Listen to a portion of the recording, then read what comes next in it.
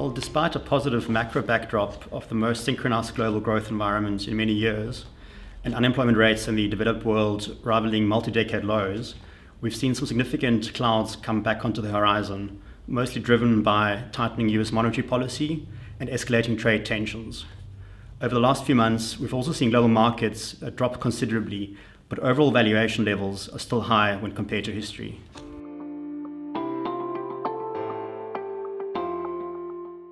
Like we've always done, forecasting macro events remains a futile exercise in our view, and we continue to assess opportunities from the bottom up.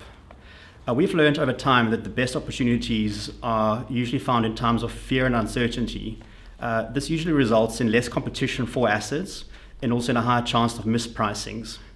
Over the last few months, and as I alluded to earlier, we've seen some clouds come back onto the horizon. We've found some great opportunities in areas such as global real estate, specifically US retail property, in European telecoms, in consumer companies such as niche retailers, also in the shipping space, and then specifically in Japanese financial companies. Areas we are currently not finding opportunities in are in global technology companies, in the FANG type companies, so that's the Facebooks, Apple, Netflix, Googles of the world, where we think the odds of success are considerably stacked against us.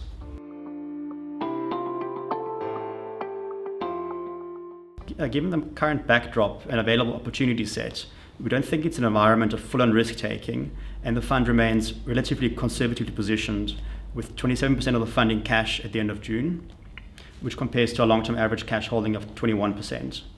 Over the last 18 months, we've sold a number of our high-conviction long-term holdings, which resulted in our cash levels rising to 38% of the fund in early January.